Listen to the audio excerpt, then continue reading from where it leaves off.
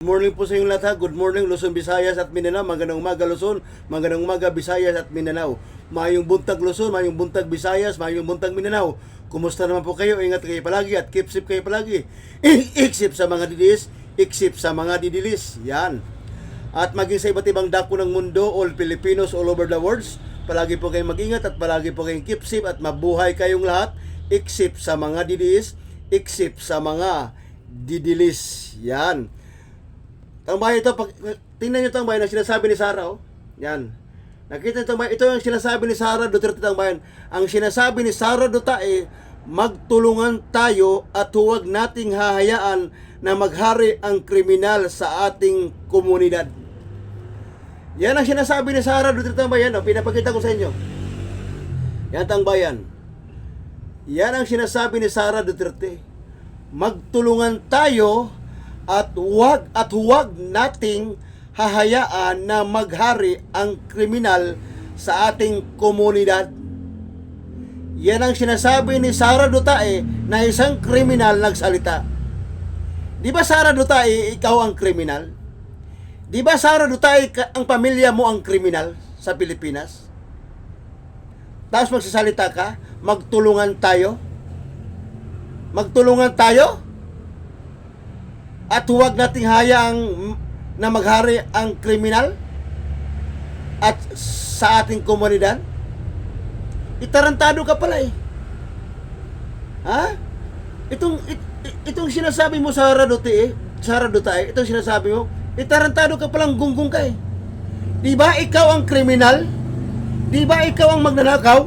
Di ba ikaw ang manglulustay? Ang kapal naman ng mukha mo na magsasabi ka na magtulungan tayo at huwag nang hayaan na maghari ang kriminal. Eh, ang pamilya mo ngang kriminal eh. Kayo nga ang mamamatay tao eh. Ikaw, Sara Duterte, ang kriminal. Ang pamilya mo, Sara Duterte, ang kriminal. Kayo magkapatid ang kriminal. Like father, like daughter, like son. Kayo magkakapatid, ang pamilya niyo ay kriminal. Kriminal kayo sa Pilipinas. Ang lakas naman ng loob mo magsalita ng ganito. Samantalang kayo ang kriminal, kayo ang walang hiya, kayo ang magnanakaw, kayo ang manglulustay. Tapos sasabihin mo, magtulungan tayo at huwag nating hahayaan na maghari ang kriminal sa ating komunidad. Itarantado ka eh, kayo ang kriminal eh. Kaya wala kayong karapatan na maghari sa Pilipinas. Dahil kayo ang kriminal. Tapos magtulungan tayo. Ano naman pumapasok sa iyo? Espiritu. Ha? Dinadapuan ka na naman ng espiritong katarantaduhan mo? Ano na naman yung espiritu na dumadapo sa iyo, Sara Duterte? Ha? Dinadapuan ka na naman ng espiritong tangina mo. Kahit anong gawin mo, Sara Duterte, tarantado at ulul kang, gago ka. Kahit anong sasabihin mo, Sara Duterte, na kunya-kunyari ka pa naman, kunya-kunyari nagmamalasakit ka sa Pilipinas, na kunya-kunyari na nagmamalasakit ka sa Pilipinas? Ha? Ulul ka. Mangliling lang ka. Mangluloko ka, Sara Duterte. Sara Duterte, mangliling lang ka, mangluloko ka. Sasabihin mo, magtulungan tayo at huwag nating hahayaan na maghari ang kriminal sa ating komunidad. O anong tawag nito? Di ba pangluloko at pangliling lang? Di ba ang tawag nito ay pangluloko at pangliling lang?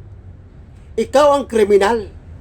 Kaya dapat lang mawala ka sa Pilipinas hanggat maaari huwag ka nang bumalik sa Pilipinas dahil wala ka namang kwentang vice presidenting, gago ka. Gunggong ka, Sara Duterte, gunggong ka, gago ka. Ha?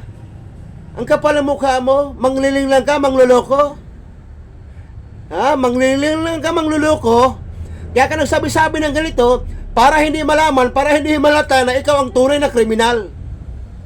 Para hindi malata, para hindi malaman na kayong mga pamilyang Duterte ang nanggugulo. Kasi nga, desperado ka kasi.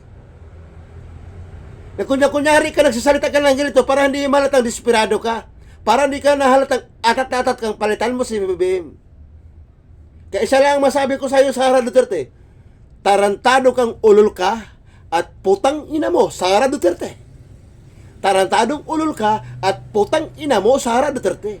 Hindi ka magtagumpay at hindi ka magwagi kung sa malinis lang na paraan, hindi ka magtagumpay at hindi ka magwagi na ibagsak si President Bongbong Marcos.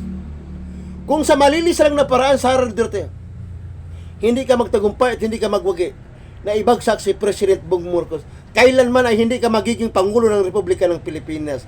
Marks my words, itaga mo yan sa ulo ni Bato, Sara Duterte. Itaga mo yan sa ulo ni Bato. Hindi ka magwagi at hindi ka magtagumpay kung sa malinis lang na paraan, napalitan mo si hindi ka magtagumpay at hindi ka nagwagi. Marks my words, itaga mo yan sa ulo ni Bato, Sara Duterte. Tarantado kang ulo kang gago ka, putang ina mo. Ihiyo di puta, Sara Duterte. Ihiyo di puta, Sara Duterte. Putang ina ka. Ha? Ulul. Mangluloko, manglilinglang.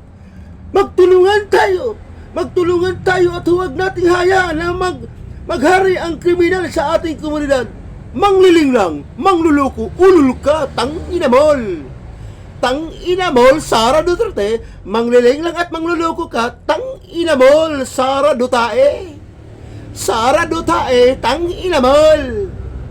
Tang inamol, Sara Dutae, tang inamol. Akala mo,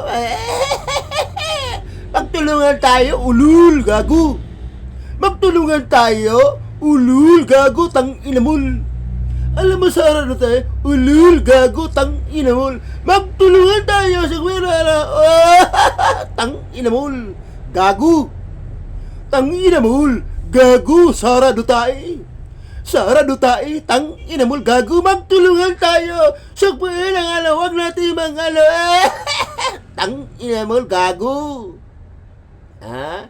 Tang inamol, gago. Sara Duterte, gago. Tang inamol, gago. Tang inamo.